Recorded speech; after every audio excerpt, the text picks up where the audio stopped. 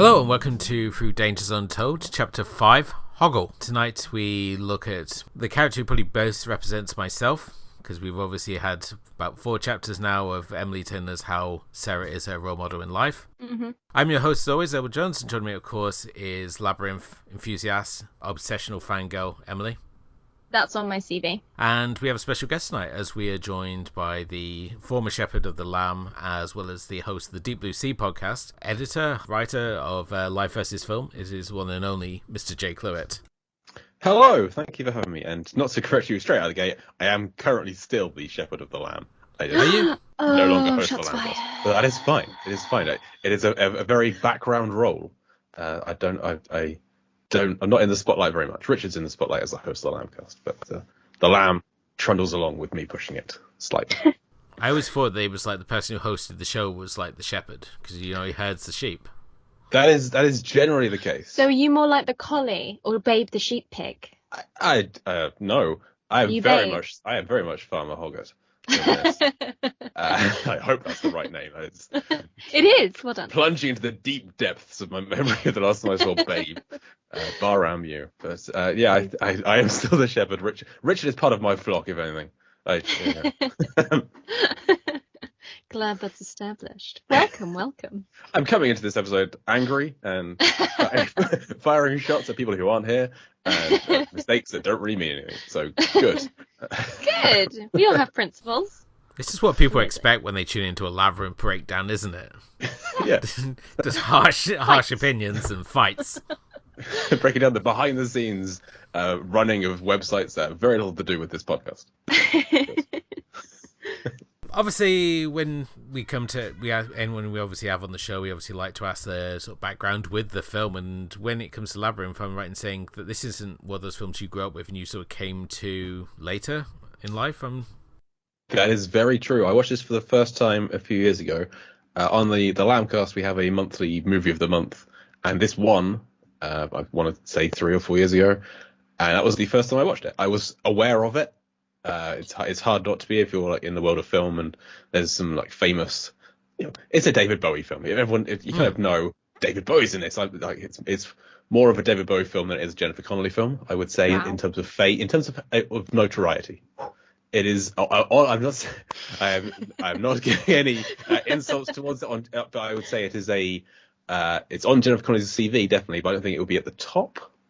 I think a lot of people know her for it, but I know what you're saying. But I think people more know Labyrinth for David Bowie. They're like, David Bowie, right? And you're like, yes. Yeah. And that codpiece, my word.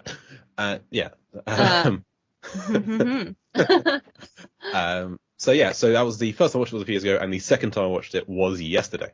Nice. In preparation for this. And it is not what I would consider a favourite film of mine. I love puppetry, I love Muppets, I love character design. So all of the production design in this is incredible. I'm not a fan of the humans in it all that much. But there's enough of the non-humans in this film to keep me engaged through it. Yeah. So you're more of a Dark Crystal?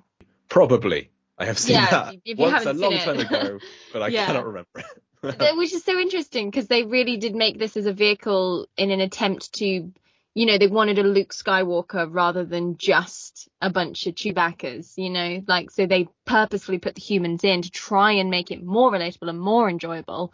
So it's interesting that you sort of reject that and was like, no, more puppets. Well, I have recently started watching The Muppet Show for the first time because it's on Disney Plus, and I haven't had that. Yeah. So I'm working my way through it, and my least favourite parts of The Muppet Show are when they have a musical guest on, and they just do a performance, and the Muppets just kind of mill around and dance around them. And I feel like that's what some of these scenes are. Like, David Bowie's singing, and also in the same room are the puppets dancing. There's some brilliant puppetry happening. Yeah.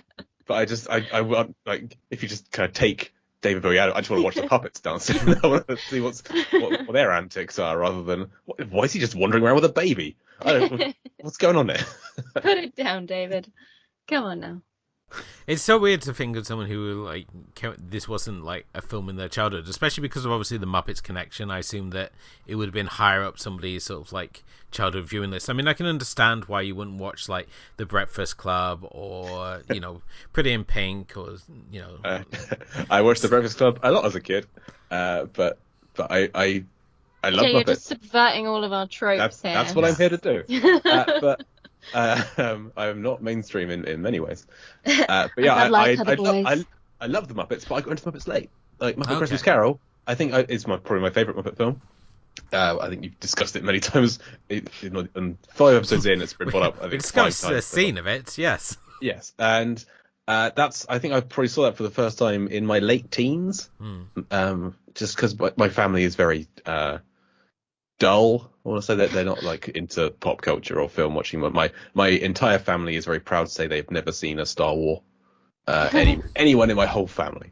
So they just I got into films because my dad likes films, but not anything beyond like Die Hard 3.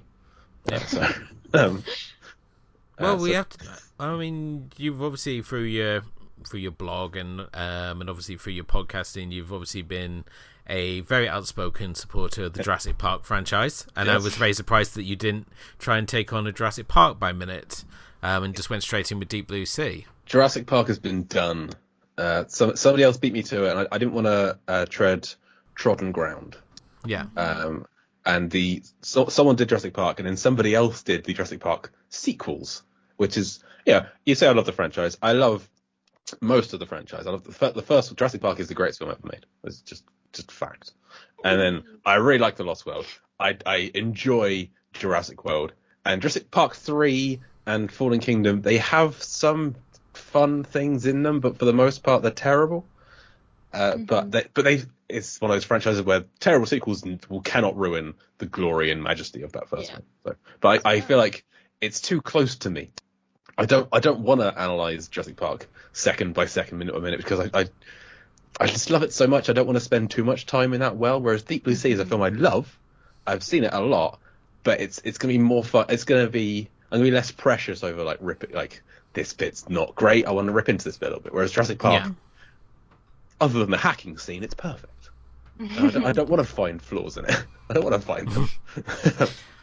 Well, I mean, you were obviously involved in that delightful series of commentaries on the series that you can find over at the Lambcast. And I mean, when it came to obviously with your wedding a few years back now, was there any talk of having your bride come down the aisle to the Jurassic Park theme? No, because we had a string quartet at my wedding.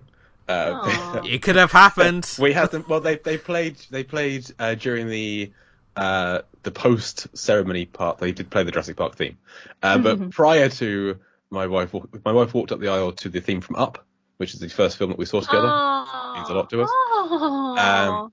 But before she arrived at the room where the ceremony happened, I got to pick the songs that they played. So they played. I would like the Jurassic theme park tune on repeat, please. I saved that for like because it had like an outdoor section of the park and things. So it was nice. It was a good time. But they played the theme from Fawlty Towers.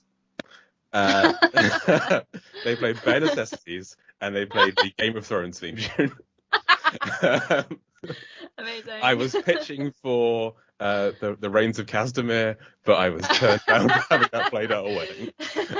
Absolutely not. No. That's amazing. I thought you were going to ask, did your wife come down the aisle in like a full, those wonderful Tyrannosaurus Rex costumes? And I was like, please say yes, please say yes, please say yes, please say yes.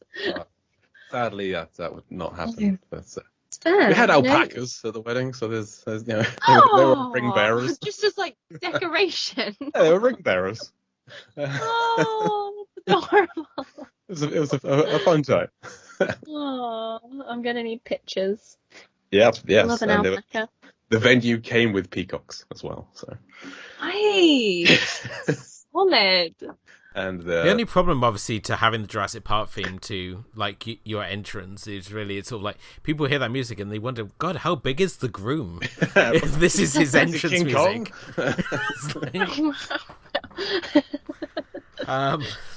I wanted Bring the Ruckus by Wu-Tang as my entrance, but that was quickly shot down. I can imagine. Yeah.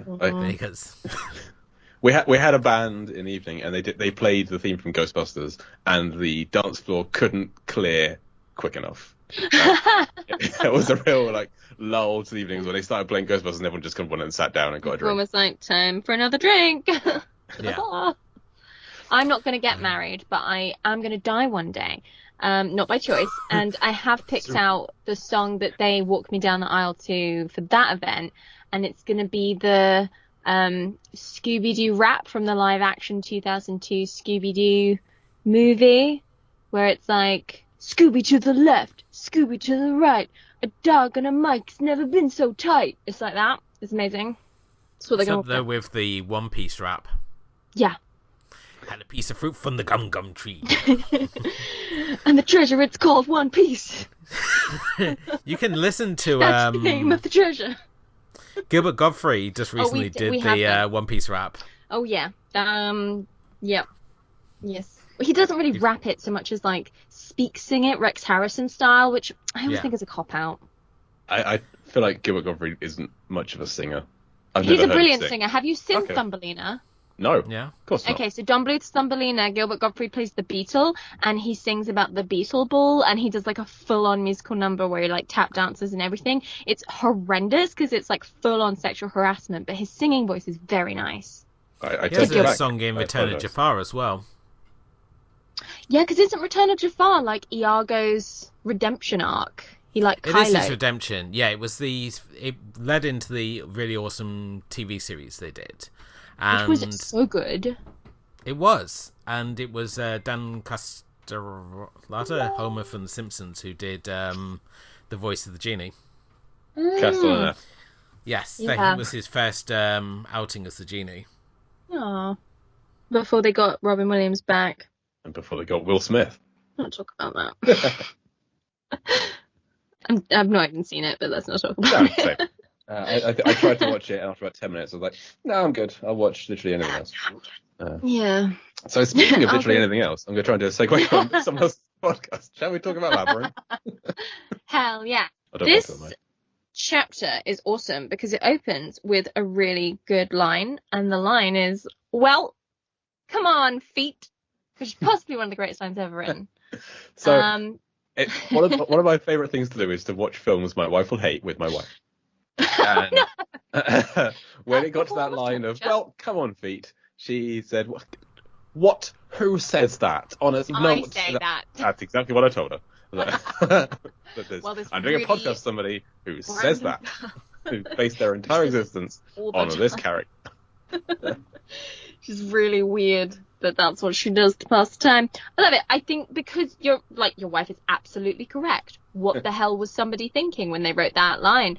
And she pulls it off. Like, you know, when you watch like Catwoman with Halle Berry, she does a stellar performance, but the script is awful. But you know that she's really trying to make the best out of this character. And that's what Jennifer Connelly does with this line. She really just tries to bring this childhood innocence and this sort of Alice down the rabbit hole vibe to such a stupid, dumb line. I really appreciate that. Also, if you're playing Emily's drinking game, you can take a drink now because you see David Bowie's face in the Labyrinth landscape. He's over by the mountain. Love it. The rules, of course, obviously being every time David Bowie's face appears in the landscape, take a drink. We obviously have the wonderful shot of the labyrinth. We get that wonderful landscape shot where we get to see the whole layout. And if you look at it really closely, you can see all the different areas that you're going to be going to, like the obelisk and the opening part of the labyrinth as well. And I just really like that opening shot, especially as you got the sun rising up, and it's just start of a new adventure. It's really cool, and you get the main labyrinth theme play as well, where it's like, da, da, da, da, da. It's just really like epic, and then it goes like, do, do, do, do, as we get closer to the labyrinth, because it's like, ooh, how are we gonna get in? And there is glitter everywhere, which as a trying to be good for the environment these days, I've had to really put aside my love for glitter, but in times like these, I can really still appreciate it. Like this in the forests from Legend, where they just like dumped a shit ton of glitter over the set pieces and without a care in the world. And it just makes for a better viewing experience. More movies need more glitter. in my opinion. They need to come up but with it's more environmentally friendly glitter.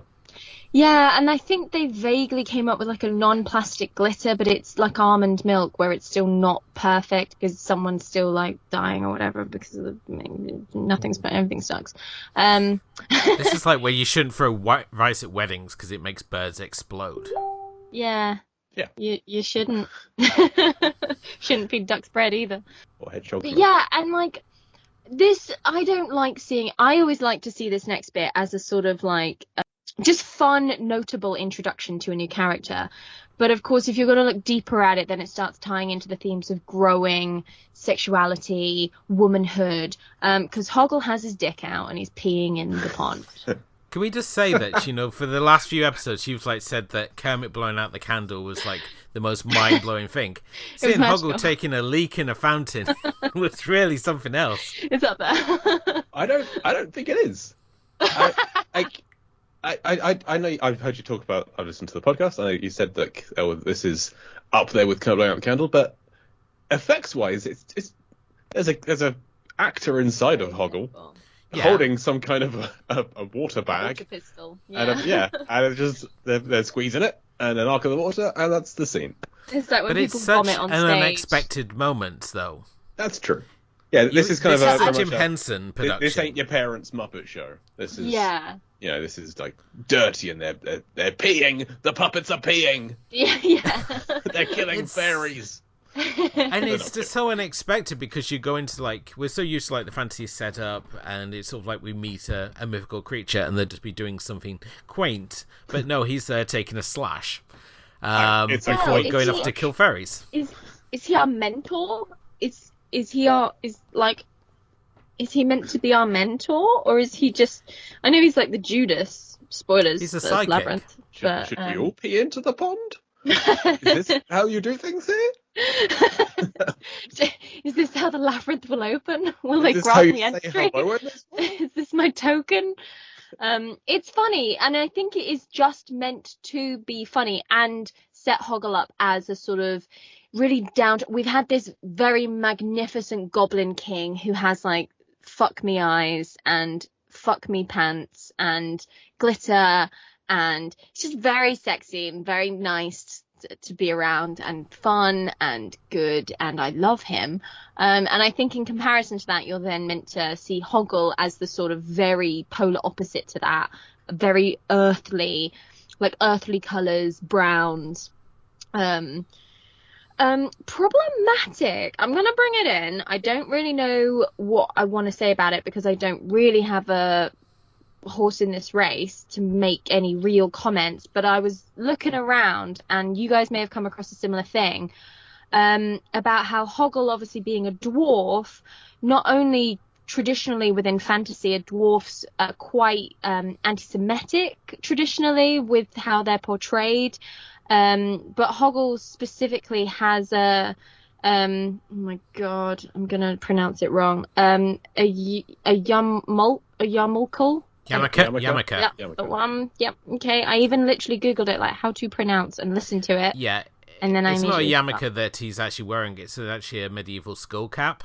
Okay. You would normally have it as a squire. Squires would normally wear it, and normally would traditionally have two tassels down the side, kind of like a chin strap. But no, that's actually a skull cap that he's wearing. It's not a yarmulke, even though they are very sort of similar. And I know that obviously people want to draw the connections because he has the big nose. And he's kind of greedy in nature as well with his treasures. But I think the thing is, people are always going to see what they want to see in things. And whereas I saw Hoggle as being very sort of traditional in dwarf, because dwarfs like shiny things. They are very sort of the earth kind of people. Yeah. And they're very sort of working sort of class in the sort of fantasy realm, which is why they don't get on with elves, who are very much the sort of prim, proper higher class. And I think that's sort of the point. It was just this one article that I came across, screenmayhem.com, about this woman who is Jewish, who when she first watched Labyrinth, where she wasn't a child, I believe, at the time, and she couldn't get away from what she was seeing in Hoggle. And she makes a brilliant point near the end where it was you know, the myriad, Hoggle is Jewish to me because of the myriad Jewish and Jewish coded characters we've settled for in the past, created by non-Jews or Jews who thought that's how they needed to present themselves to get in the room to begin with.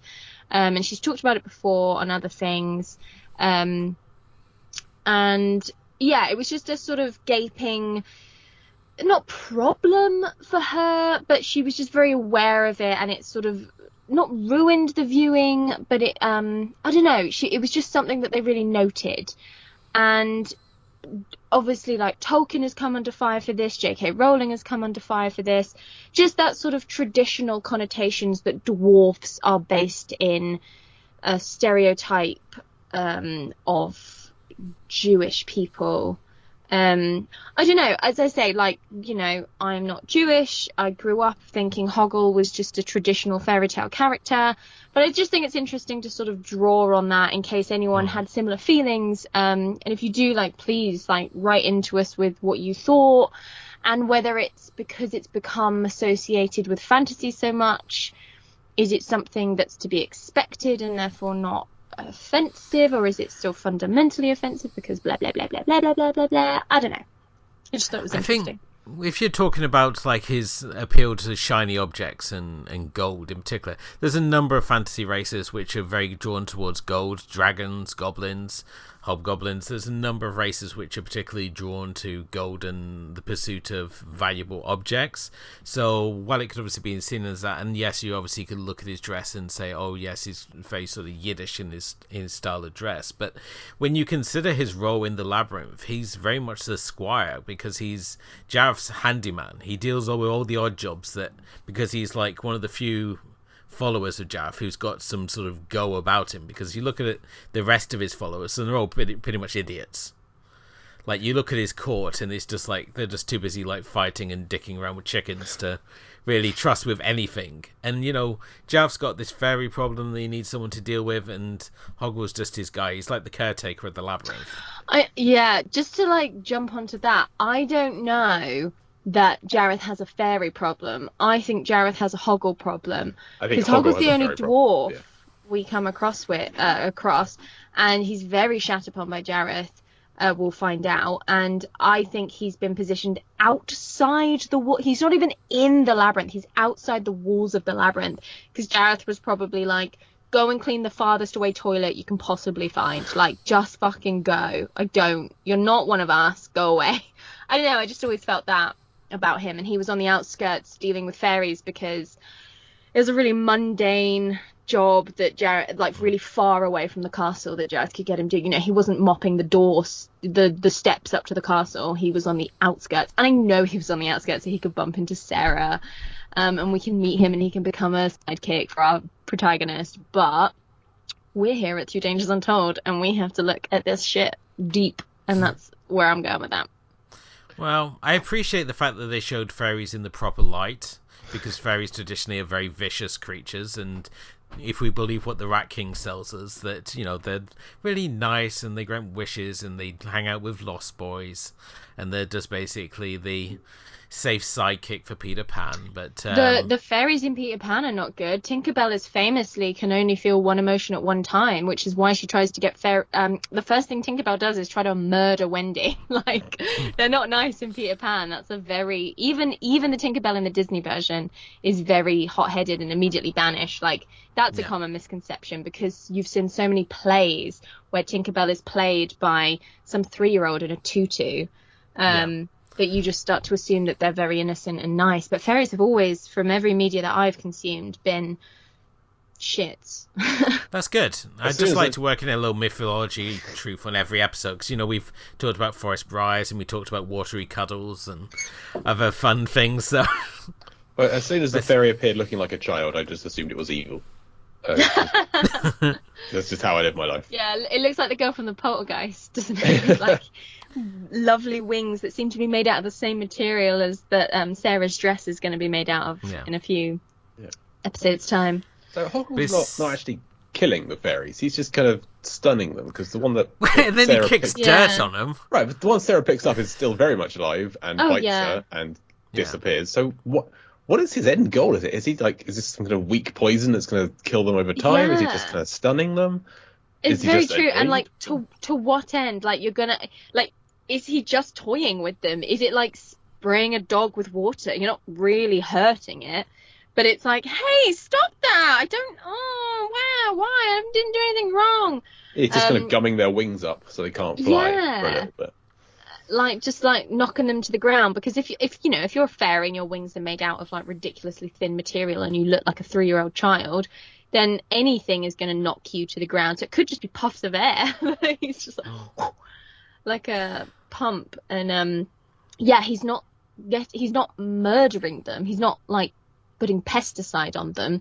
He's just knocking them to the floor and keeping count. So again, I wonder if he's just doing this to pass the time. It would have been a bit difficult, though, to sell a character who's essentially murdering children. And Not to me. No, we're just barely into the exactly. film. It's a little bit of a hard sell as a family movie. No, because we easily could have not had a close-up shot of the fairies, and they could have just stayed dead, or, you know, been near death, so when she picks it up, they can still bite her. And then you're just like, oh, haha, we're in like a hardcore fairy tale where like fairies are mean or whatever, and Sarah's learned a Bible lesson, and so have we, and Hoggle is doing a good job of getting rid of the mean, bitey things that are... Even including the close-up of it looking like a child, then it's still the whole ethos of not everything is not as it seems here. Yeah, it looks yeah, like a child, exactly. it's not a child, it's an evil fairy. Where It's everything got teeth. is... What's the line? Where... hang on. Shows what you know. Through dangers on top. Where everything seems possible and nothing is what it seems. There we go. There we go. I'm disgusted with myself. I didn't know that off by heart. We all are. This is I'm very so disappointed in you. But the fairies aren't even like, they don't seem to be, well, maybe they are. They don't like building cobwebs on the outside of the walls. They're not building horrible nests and laying more fairies. They're not destroying the roses. Like, they just seem to be existing in a way that like ladybirds might. And Hoggle's just like going to town on them. Well, Hoggle himself, when he's introduced, just generally seems to give the impression he likes to fuck with people. Because his whole conversation with Sarah is just a bunch of riddles. It's like an annoying dad. It's like, where is it? Where's what? The thing. What thing? Shut the fuck up and answer me. Like, come it's on. like talking to my children. But also, it's kind of like the combination that Bowie sings to the goblins with, like, you remind me of the babe. What babe? Babe the palette. Yeah, it's almost like he's had a similar conversation with Hoggle, and Hoggle's just trying to be more like Jareth at that point. He's having that same kind of speech pattern. He hasn't learned that Jareth is the evil, yes. Yeah. And just being like purposefully difficult just for shits and gigs, because everyone in this labyrinth is just like running on time, and they're like, like, you get the impression that he knew she was coming. Like, he's like, what's your name? Sarah. That's what I thought. Like, I've been given a heads up. Like, Jareth Bluetoothed me as he was like disappearing from your up the hill 2 seconds ago, being like, Sarah's on her way, make her life a living fucking hell. And he's like, noted, gonna be peeing in the pool when she turns up. You know, maybe they've had some prior communication, or maybe he's just a dick and that's what we're meant to think of him. Who's to say? Hoggle is a full-body puppet, embodied by Shari Weasler, who was in the likes of Follow That Bird. She was also in Babes in Toyland, which starred Drew Barrymore. A great movie, and Keanu Reeves. Cincinnati, C-I-N-N. It's really good. Originally, they had a camera on the stomach of Hoggle, so she could see the TV monitor, but she was unhappy with the setup, mainly because Henson wouldn't like pay out for the premium channels, so they took that out, and basically the only time she could see is when Hoggle opened his mouth. The actual puppetry was handled by Brian Henson. So a lot of the time you see when Hoggle's walking, and 4 other people, but he's the main puppeteer. Who were the other 4 other people, Emily? They were the people that were in charge of the, I don't know their names, but I just thought you felt that they needed to have their credit, so you go well, ahead. They do, because it's 3 other people. Sorry, it's 5 performers. It's Sherry, it's Brian, and then there's 3 people on the like 18 different levers that are controlling all of the different facial expressions on Hoggle's face. I don't know who they were. They were just members. It's probably on the IMDb. They were just members of the Jim Henson company. But it took 5 performers to bring Hoggle to life. You also notice that Hoggle opens his mouth whenever he walks towards something, so that's so Sherry could actually see where she was going. A lot of the time she's just basically working blind, so you also notice that she walks with a little bit of a shuffle as she's trying to feel her way to avoid like walls and other actors. So it does lead to a few sort of awkward moments, but again, this is enough of those examples of a character that is just there. You fully believe that this character exists. It's not a puppet you're watching. Same way that when you watch the Muppets, you suspend your disbelief because it has that Henson magic to it. That's the main selling point of the entire film for me, is just how quickly you buy into every character, every non-human character. I find more personality in the likes of Ludo, and Sedidimus is my favourite. I was going to say I was so see you as Sir Didymus. I freaking love Sir Didymus. Like riding around on Ambrosius. My dogs did not like Ambrosius. They got very angry at the TV at that point. But I very much like. Who is this upstart puppet dog? This is my house. Get out of my house. So good. You're being ridden by some kind of fox squirrel. Oh. No, I always loved Hoggle. And the older I get, the more I appreciate Hoggle as well. He just embodies all my sort of viewpoints in life, along with my porch envy. Your love of shiny things. Yeah, shiny things and just having to deal with stupid people when you're just trying to get your work done. Indeed. He almost has a bigger character development and arc than Sarah herself, and we won't go into it all in this one episode, but it's going to be interesting to watch him and his story develop from where we meet him. I love that because there were 5 performers for him, they really had to extensively rehearse all of his scenes to ensure that whenever Brian Henson's in a documentary talking about it, he's like, to make sure that whenever I go, huh, Sherry goes, huh, with her face, and the 3 other people go, huh, with the eyebrows and the mouth or whatever. And I love that. Because movies are so renowned for not really rehearsing. It's not really something that you do on a movie set. Like table reads are quite rare. They really only do them for like huge projects, really. And so when movies, that's why whenever you're on a movie and people are like, and we rehearsed, they say it like it's a huge thing, because it is, because on movies you don't really rehearse. And I love it when they rehearse because it makes it more like a play, and it makes it feel like so many people took so much time and effort to really put the magic into this movie. And that is everything with Hoggle. Hoggle is like the secondary lead of this movie. And so just imagine the amount of work that went into him. It's just so impressive and so worth it, like so good. So, I mean, fuck, if I were Jennifer Connelly, I would feel so pressured and stressed to make sure that every take was perfect, so I never had to overwork this team more than necessary. I feel like there's so much professionalism in the characters and the puppetry that it'd just be like acting with another human. Yeah. So, yeah, that's from what I've heard of the Muppet performers and guests on the shows and things. It's so easy to just fall in with them and believe that it's a human. I don't mean it is a human she's talking to, obviously, but you know what I mean. It's like a real. It's a real character. Yeah. And I think she talks about it a lot in a lot of the behind the scenes stuff. She was like, initially it was freaky because obviously I'm talking to this like piece of plastic or whatever. But very quickly, it's just another actor on set. Which is so commendable. Like, imagine, I don't know if you guys have ever done any like puppetry courses or anything, but the ones that I've done, I've always been shit and I've hated them. And so it's just so impressive to think that you're confronted with essentially another actor, but it's a puppet. Like, it's so good. And I love his outfit. I love the face jacket or the waistcoat he's got. Yeah, the Green Man or whatever it is. On with a little slit for the shoulder strap to come through as its tongue. Yeah. It's great. The person that turned up at the Labyrinth before Sarah, he skinned him and made him into a waistcoat. Oh dear. I always assumed it was Zhao's face on the back. Could be. See, had it actually been, I know that Emily is joking, but had that actually been the last person to fail the Labyrinth got turned into Hoggle's waistcoat, Yeah. I would add more stakes to this film than it has, I think. Because I know that you've discussed in the past.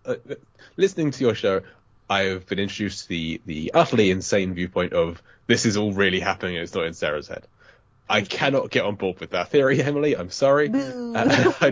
I do.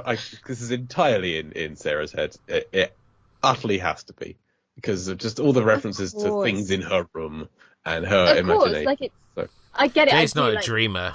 I am not. That's the problem. I do not know how right you are, Edward. I haven't had a dream in over a decade. I do not remember my dreams, and also have no aims in life. No. So Jay is the sort of person who sees them putting the Death Star together and goes, "That's my favorite bit of the film." It is that bit in the trailer for Rogue One where they're assembling the Death Star. I want a 2-hour sped up footage of them just assembling a Death Star in space. Yeah. That's the best Star Wars film in my brain. Yeah. Jay's the sort of person who saw Lost World and saw the Stegosauruses and saw, it's not as good as if it had been a Triceratops. I saw the Stegosaurus and thought, looks tasty. I wanna. How could you? I take that personally. Yeah. But Jay's favourite character in Jurassic Park is the Compies. Oh, hell yeah. The Compies are the best. Who in the book eat Richard Hammond. And in the film, they eat Peter Stormare. Yeah. And a young girl. They don't. She survives. They say in the dialogue she survives. All the children survive in the book. It's just everyone else dies because they're terrible. Yeah. All the people in the book are awful people, so they deserve to die because capitalism sucks. True. That's the moral of Jurassic Park. They do kill off more people in the book than in the film. Everybody dies in the book. Brilliant. Like everybody dies.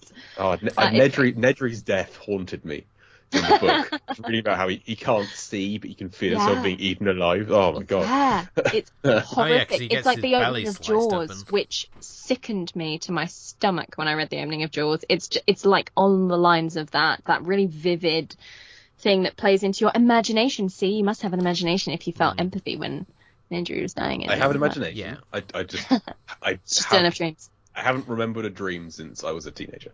Okay. It's just how it is. Yeah. Because you obviously read the book of Jaws like myself. Well, was it actually? Did it make any sense what happened with the shark? Because he sort of like died of old age. It felt at the end. He just like goes up on the boat and then keels over. You misunderstand me. She snags her foot on what she thinks is a rock, and as she walks down, she only feels a stump as the blood starts surrounding her in the water. That is when I put the book down, and I have never returned to it. That's like page 3. So I don't know what happens at the end of Jaws. All right, in the book, obviously Brody's wife goes off with Matt. Am I saying that right? The guy who hides behind a rock. Haven't read the book. I don't know. Hooper, yes, he goes. She goes off and has an affair with Hooper. The whole book is more about what's happening in the town, and the shark's like this background character. Yeah, it's a real disappointment. So Spielberg really did the right thing in switching things up in that. But that is a subject for another day. And if you want a really good breakdown of book versus film, you should check out those Lamb commentaries for Jurassic Park, because they go into some real fun detail there. So yes, they did. Nice. They did. Yeah. That was a fun time. We never did Fallen Kingdom. Maybe we never will. No, because we got to 4 and everyone else had decided that no, I don't want to do this anymore, and it was just basically myself and Kim. Well, I wanted to do 4, but you recorded Jurassic World without me. You just went ahead you and posted did it. the description that Elwood and Kim talk over Jurassic Park, implying that we weren't actually paying attention to the film. So yeah, when you just sent the email saying here's the Jurassic World commentary. I was like, what the hell? I thought I was going to be on this. I think we were just done at that point because it was a nightmare for coordination, Nathan. But no, eventually we'll go back and we'll do Fallen Kingdom, and I will get you hook up EJ and we will sort it out. The number 6 is coming out next year, so maybe we could do it in time. Fucking God, give it a rest. No, 4. They'll get good again sometime. No. Are you just hoping that you'll get a Mandalorian of Jurassic Park, that it'll become so big as a franchise that other people will start getting involved and making it good? They have Camp Cretaceous on Netflix. I haven't pulled the trigger on that because I can't be bothered. No. It's like the Lego movie of Jurassic Park movies. The best. I like them. The Lego movie is amazing.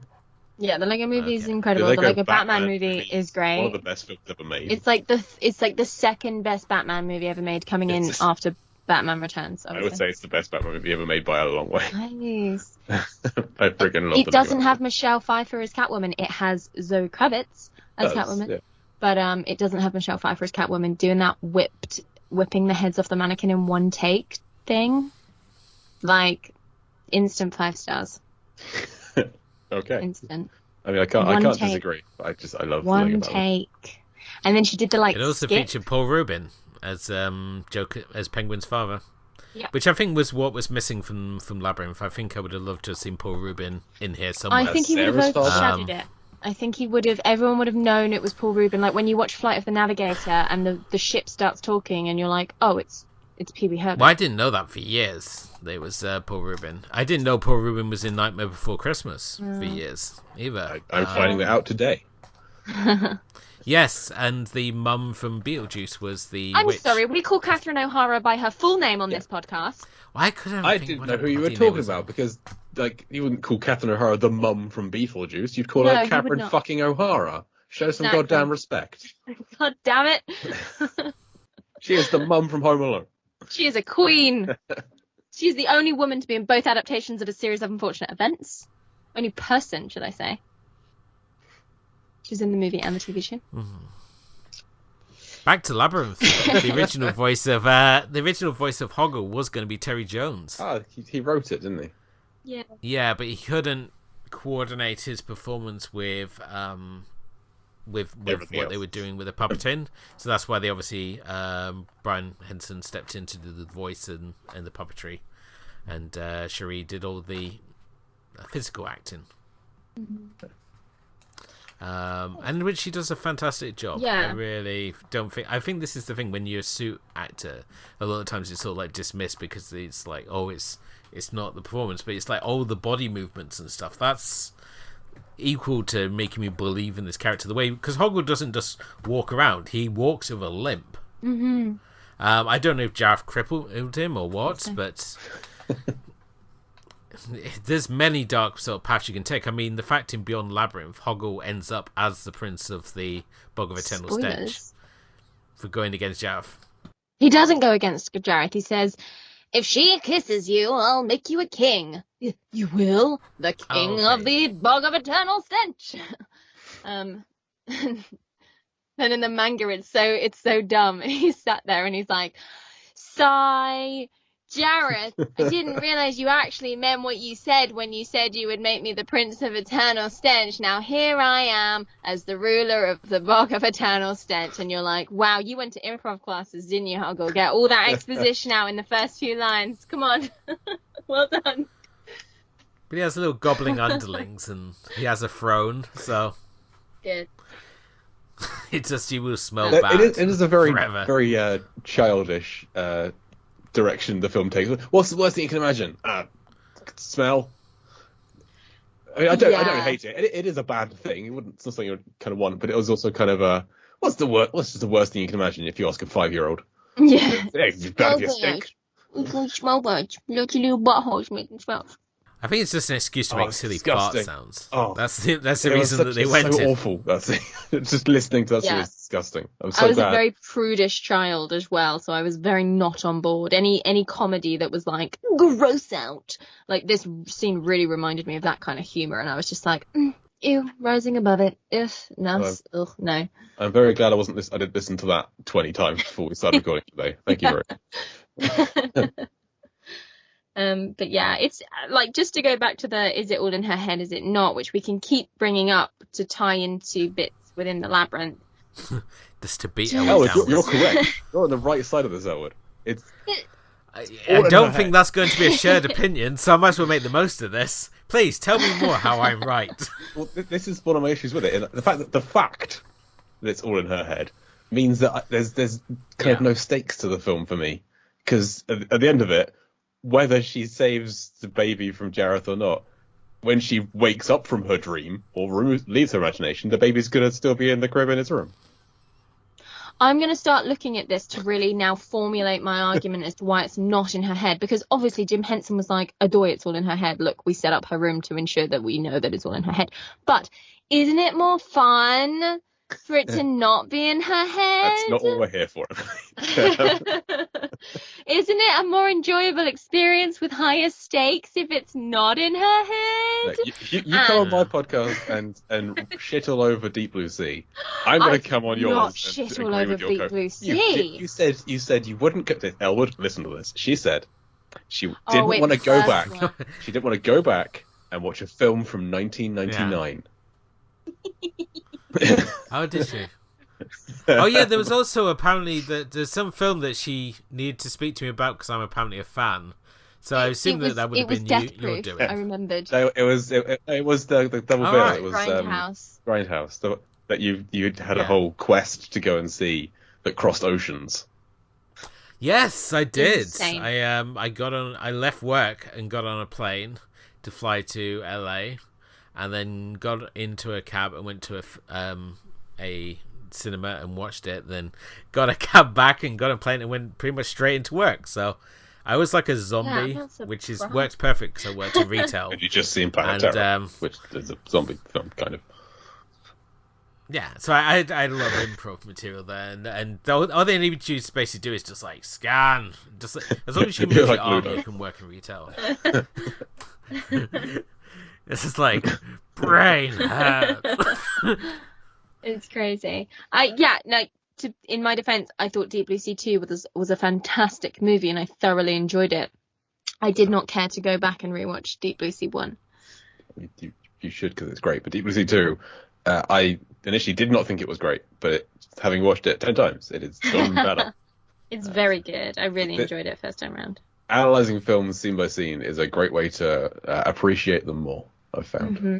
So definitely. Yeah. Do you find you have to appreciate films more when you have members of the production come on your podcast and you're worried that they may listen back to episodes? We've had the director of Deep Blue Sea 3 come on twice now, and the star of Deep Blue Sea 3, Tanya Raymond, and John Pogue, the director. So they've both come on to talk about the making of that one, and we're going to start recording our analysis of Deep Blue Sea 3 very soon. And it helps that we really like it. It is a really great film. So we're. But when John Pogue agreed to be on the show, I hadn't seen Deep Blue Sea 3 at that point. So I hope I liked this film before I watch it and then talk to the director. And I was very glad that I did. Nice. I normally find someone's enthusiasm will often rub off on you. So if someone's enthusiastic about a project, it will rub off. If it's just been done for a paycheck, then like when Marion Cotillard and Michael Fassbender did the press release tour for that Assassin's Creed movie, and they were both like, "We fucking hate it so much," and then no one went to see it. Good times. They were so miserable. Every time they got a question about it, they were like, "I don't." Yeah, I mean, I don't really remember. And you were like, good God, this was clearly a passion project for the two of you. I mean, I agree. I didn't see it. Solid memories. I don't think anybody saw it. I remember enjoying it. I can't remember much about it, but I remembered I enjoyed it while it was on. So nice. It never even thought about gracing a list of films I should watch one day. No. So. Okay. But yeah, just to round off this chapter, you get in there, and we have music, and we have smoke, and we have glitter, and the doors open, and you're like, well, come on, feet. I mean, she doesn't say it a second time, but she should. Every scene starts with her saying, well, come on, feet. Come on, feet. It's awesome. But it's always good to have someone fair to talk to. It's why you should always, when you write characters, always give them a sidekick, someone to talk to, because otherwise, that's why Batman has Robin. Because as the creator said, I'm not going to write like 20 issues of a man talking to himself in a play suit. Yeah. That's Rorschach's job. So that's why they gave Robin, so he's got someone to talk to. Rorschach though is just. Well, he's Batman without Robin or Alfred, isn't he? He's he's the embodiment of insanity, because insanity is basically where the world around you starts making sense.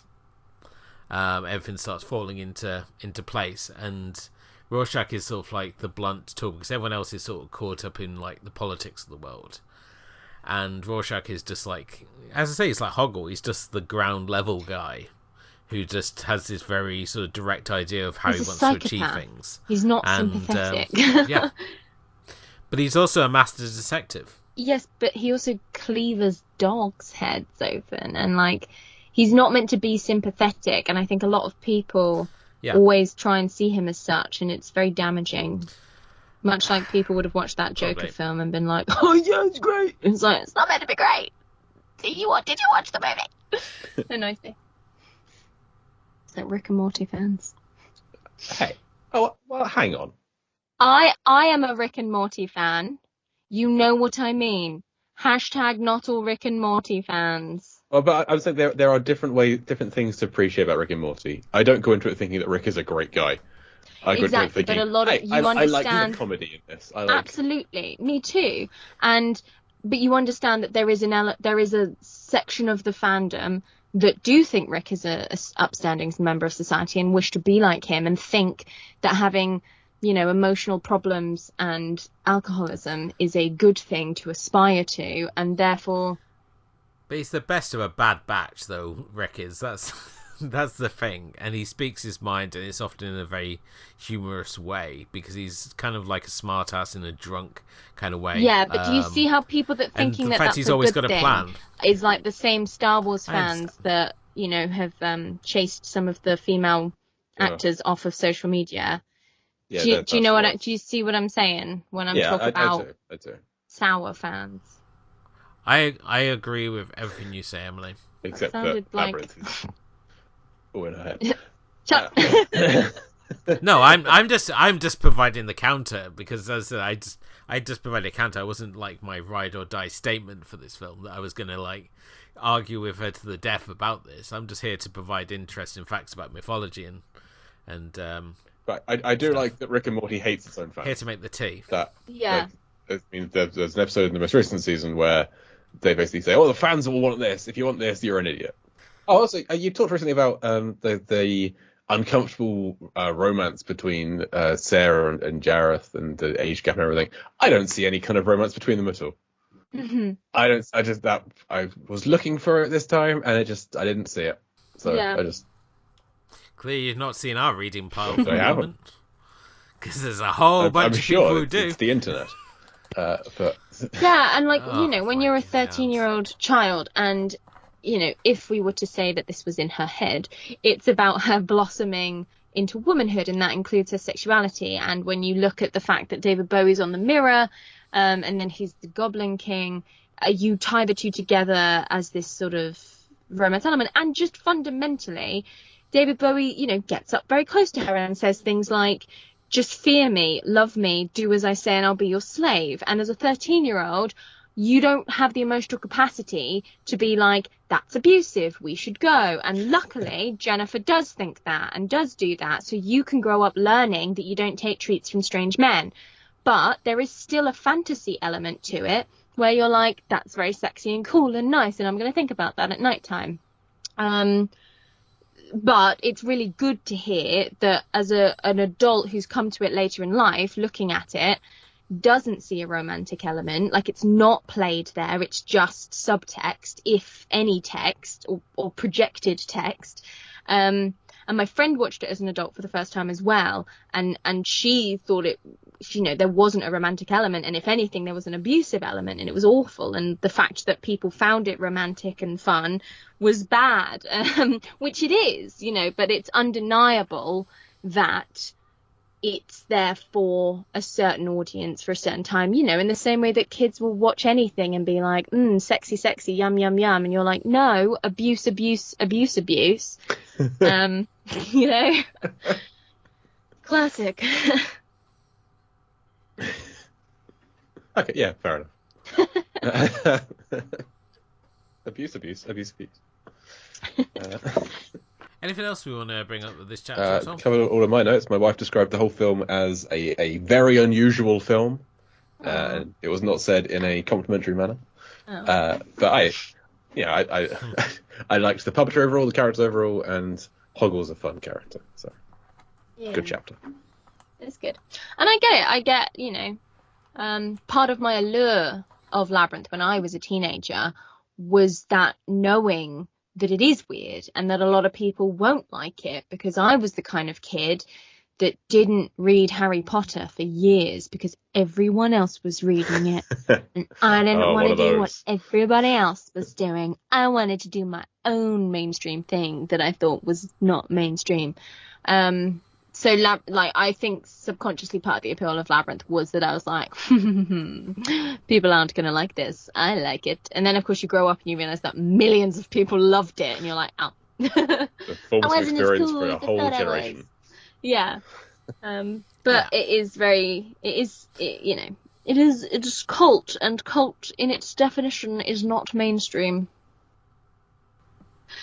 On this random note, it brings us to the end of tonight's episode. Thank you for listening tonight. Thank you very much to our special guest, Jay, who can be found You can listen to my very similar to this podcast, Deep Blue Sea, the podcast, where we cover the Deep Blue Sea franchise, one chapter at a time. We have done all of Deep Blue Sea 1, or Deep Blue Sea, as it was called at the time. We are nearing the end of Deep Blue Sea 2, and Deep Blue Sea 3 is just around the corner. We have some plans for after that as well, if you like shark or aquatic horror movies or creature features. So that's Deep Blue Sea, the podcast. And you can, my own personal site is lifeversusfilm.com, where I occasionally write reviews of films I've seen, but it's kind of on a monthly basis at this point. Life gets in the way often. And I also I think I'm still the shepherd of the lamb, the largest association of movie blogs. Found at largeassmovieblogs.com. It is exactly what it sounds like. It is a large collection of movie blogs. If you are out there and have a movie blog or podcast or TV related as well, and want to join a community of other like-minded folk, then please come join us. We'd love to have you as a member. And I do a monthly episode on the Lambcast, the Lamb's official podcast, which is a quiz show, a Lamparty show, which Emily was recently a guest on. And she did quite well. Did she win? You have to listen to find out. She did. She answered some questions correctly, is all I'll say. So you should definitely check that out on the Lambcast. That's it. I'm done. Cool. And thank you to yourself and Mark for creating the chapter by chapter format. We did not. We absolutely did not. Before this, it was the minute by minute, led by the Star Wars guys. If you go to moviesbyminutes.com, you'll find there's over 190 similar podcasts to this. And yes, it did start with Star Wars Minute, and Guttables was doing The Big Lebowski at the same kind of time as well. But there are other people who do, like, Mystery Men is done 5 minutes at a time. Big Trouble in Little China is done 5 minutes at a time, which that shouldn't even be discussed at all. It's a terrible film. But you like puppets? It's got some good puppets in it. Careful. I despise that film. But if you're, there's kind of a thing where if you go onto moviesbyminutes.com to try and find a podcast that's been done movies by minutes, and you can't find the one you're looking for, you legally have to start doing it yourself. That's how it works. So them's the rules. Enter at your own risk is what I'm saying. Wow. Because as I said, it was yourself introducing it to myself, which led to the Battle Royale podcast, which led to the Labyrinth cast that we're doing now. So that's the chain of watch facts the skies for that Con Air and Event Horizon. They could be out there in the near future. Who can say? Ooh. But thank you, Jay, and of course, thank you as always to my co-host Emily. Thank you. And we'll be back next time with Left or Right. Who's to say?